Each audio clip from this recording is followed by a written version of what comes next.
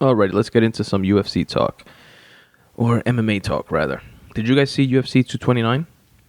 Shout out and kudos to Khabib Nurmagomedov, who remains undefeated and beat Conor as many people thought that he would. I felt that in the fight, Conor, like I went over prior to the event, Conor's chance of winning would be, and this wasn't, like a unique opinion or anything like that, but his chances of winning would be within the first 2 rounds, and I thought he would be able to pull it off, but that was not the case. He showed some good defense in the very first round to Khabib's takedowns, but then, soon enough, as expected by most Khabib supporters and most pundits, Khabib's just onslaught of wrestling just outclassed Conor like it outclasses anybody else in the UFC, and he was able to keep and press Conor down. Conor, in my opinion, did not look himself. He definitely had ring rust. I know, like Dominic Cruz, for example, doesn't believe in ring rust. He thinks that, when you're at a certain elite level, you can take off for 5 years and come back, and it'll be like you haven't taken off a day because you stay in that mode, stay in that conditioning cycle. But Conor has $100 million. Conor, or had, I'm sure he's blown a lot of it, the way he spends. Hopefully he's invested wisely, as he says he has, but it's also his first MMA fight in 2 years. And in that 2-year span, he had one boxing fight with Floyd Mayweather. So he definitely had some ring rust going on. He didn't look himself. He didn't seem to be able to catch, have control of the range that he normally has control over, and the weird angles that he hits fighters with. He didn't seem to be able to hit Khabib cleanly, and the handful of times that he did, it didn't seem to have the same, impact behind his punches like he normally does. It didn't look like something was off with Conor. It didn't look like that Mystic Mac fucking, he calls it happens time and time again, fighter. Then after Khabib pretty much smashed him, and Conor didn't look good towards the second half of the first round, the entire second round. Then the third round, he started looking a little better, and then he got caught in the neck crank. That submitted him. He submitted again, which sucks. Tapped out, rather, again. But it is what it is. Khabib was definitely the better fighter that evening. And unfortunately, the whole thing got the aftermath of the fight outshone the incredible performance by Khabib in just completely dominating Conor, and what a not just moral victory, but just such a satisfactory victory that must have been, after going through all the shit that he went through with Conor and his shit talking and his style of promoting a fight, with his disrespectful antics. And Khabib is the polar opposite of that. He's a devout Muslim, and he's all about respect, and he's the martial artist kind of Zen, be respectful of the art type of fighter. And Conor is, by all means, obviously a martial artist, but he's also a showman. He's also a prize fighter, and he knows that his goal is to get as much money as he possibly can. That should have been how it ended, on a high note, and then Khabib jumped over the fence and went after one of the guys from Conor's camp, which was talking shit the whole time as well, and was being disrespectful supposedly, and he hit him, and there was a little brawl outside of the cage, but then 2 guys from Khabib's camp jumped into the cage, and one of them sucker punched Conor. Conor swung at one of them, I believe first, that was coming at him, and then another one sucker punched him, and it was just a big melee that happened at the end, and that's everything that was being spoken about, after the fight, and it sucked that it ended that way. However, from just like a hype and attention standpoint, it was what everybody was speaking about the day after, and the day after that, and the day after that. It's kind of like a bad look for the sport. And, in terms of, the UFC just signed a contract with ESPN and going, uber mainstream from, taking a step up from the stigma that the UFC has always had in quote unquote being human cockfighting. And then they got to deal with Fox. They took that step up, and now they took the step of going from Fox to ESPN, which is that much more mainstream, and ESPN is owned by Disney, which is obviously like a family type of company. And this was probably not a good look in that respect. However, in terms of hype, since it's nobody can stop speaking about it, what happened, it's very exciting and very good when looked at through that lens. When looked at through the lens of, we can hype the shit out of a rematch now, the same way that the UFC promoted and used like the footage of Conor throwing the dolly at the bus, which shattered the window, and he had to go to court for here in New York.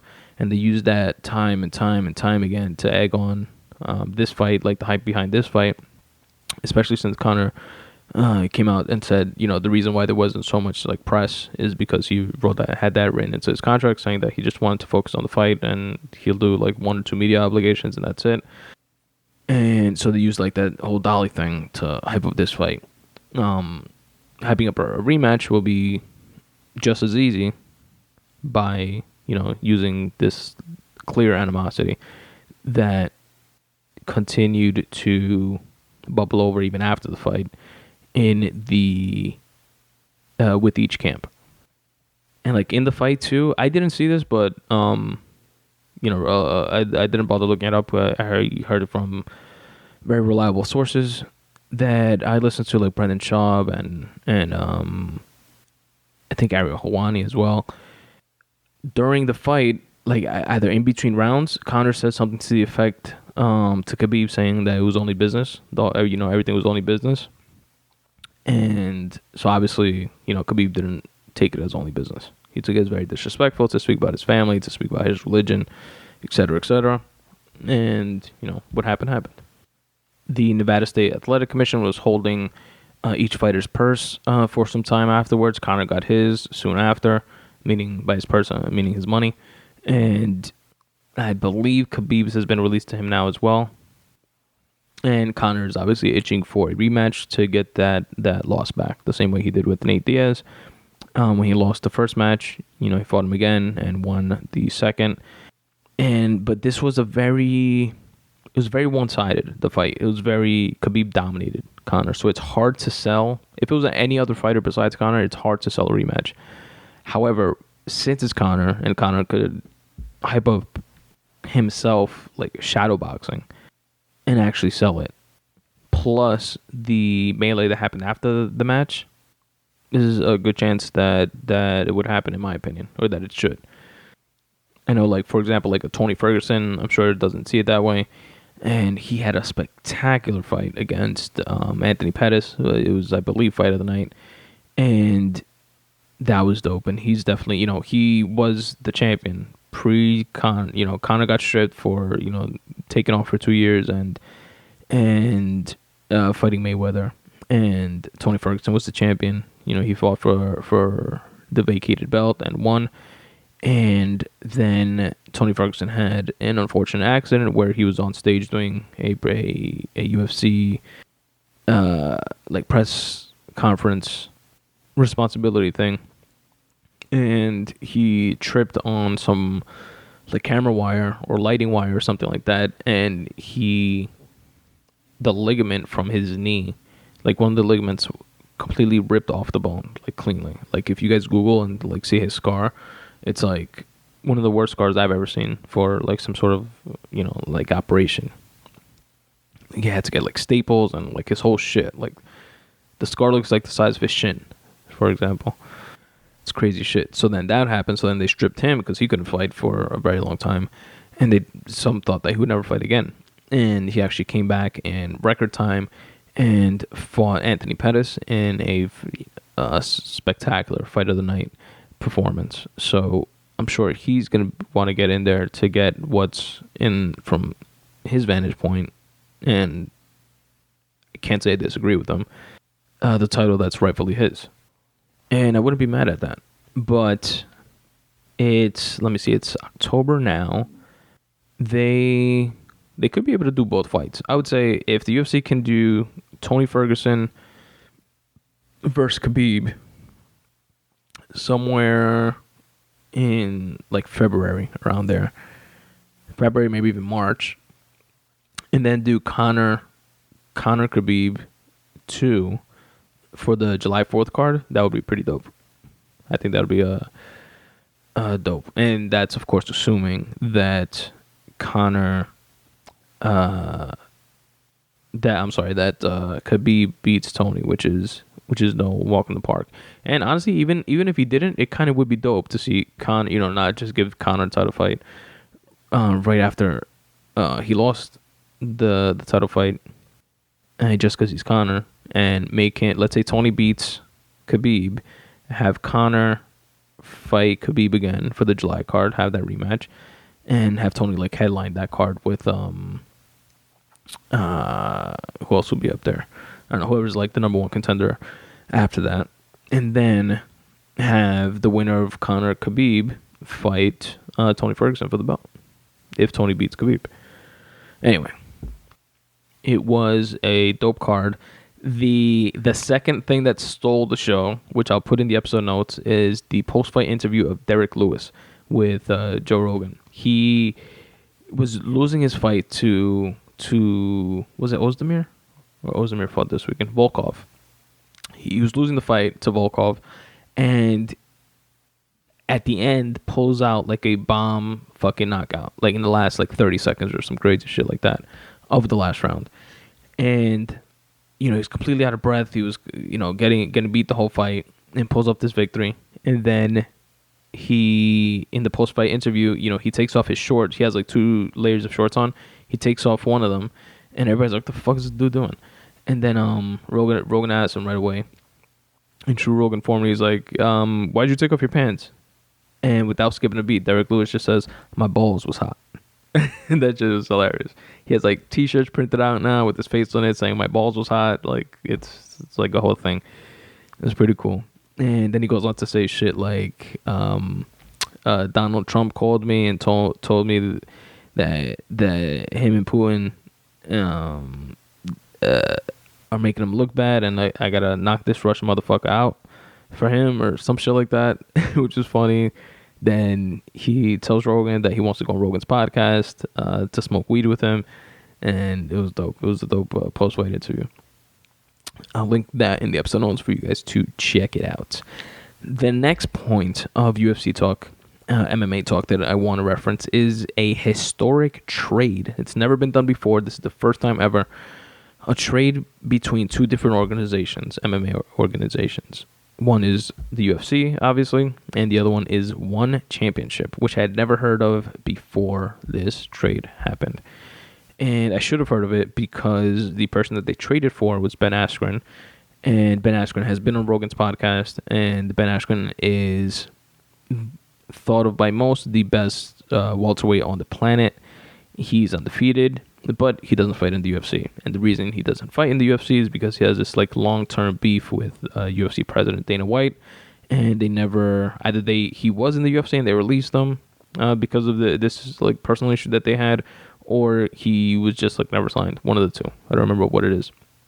But now, lo and behold, they make this historic trade, first time ever, for Ben Askren, and they traded away Demetrius Johnson, Mighty Mouse, which sucks to see him go, especially after a loss. It's kind of like, fuck. He just lost, and for the first time ever, not the first time ever, sorry.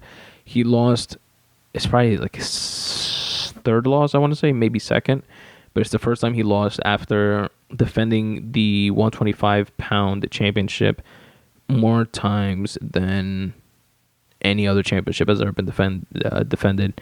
I think it was 12 times. So he was the most reigningest champion in the UFC.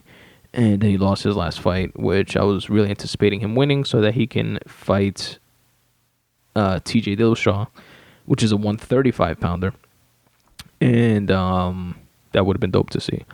But alas, we're not going to see that, like I spoke about in a previous episode. And now we're not going to see it at all because DJ is going to One Championship. He's no longer going to be fighting for the UFC. They bought out each other's contracts, and Ben Askren is coming to the UFC. Now, it's pretty dope that Ben Askren is coming, though, because he's, like I said, regarded as one of the best welterweights ever. He's undefeated. It's like some crazy stat, like in his last 10 fights, like never even got punched or something like that. He's like a sick wrestler, like Khabib. He talks a lot of shit. Like, he talks shit like Conor talks shit, supposedly. He's been, calling out mad people in the UFC already. And, he's been itching to fight the UFC because he, in his opinion, is obviously the best. And he just, couldn't get into the organization because of, like, politics and shit. And so it'll be dope to see. I'm excited to see him fight, to see his first fight in the UFC. Now DJ going to One Championship, like, I kind of feel like it's, I don't know. Like, Bellator is the only other league that gives the UFC competition in terms of, like, name recognition and the class of fighters that it has, and that's largely because a lot of fighters that were in the UFC and had, like, contract disputes and stuff like that, some of them went to Bellator. But Bellator is still a very distant second to the UFC in terms of, like, size and revenue and, being, like, the game in town. And ONE FC, I was just like, why ONE FC? Like, why not? Obviously Ben Askren was there, and that's who the UFC wanted, I guess. But why not? My first thought was, why not, like, Bellator or something like that? But it makes sense now, which I didn't know, because Matt Hume, which is Demetrius Johnson's trainer, is a VP at One Championship. So that was interesting. I didn't know that at all. So it kind of makes sense why he wound up there. And what I'm excited for is that this, I think, starts to set, like, a precedent for down the line, being able to see how we saw, for example, Conor versus Mayweather. It's like a cross promotion type of thing, but we can probably see it even more frequently so, since it's all MMA, seeing fights between different organizations, like the heavyweight champion of Bellator versus the heavyweight champion of the UFC, for example, and see stuff like that, like some cross promotion stuff down the line. Now it seems like it would make more sense because something like this, like a trade, was even crazier than that, like a crazier thought than that, and it happened. So it's pretty interesting shit.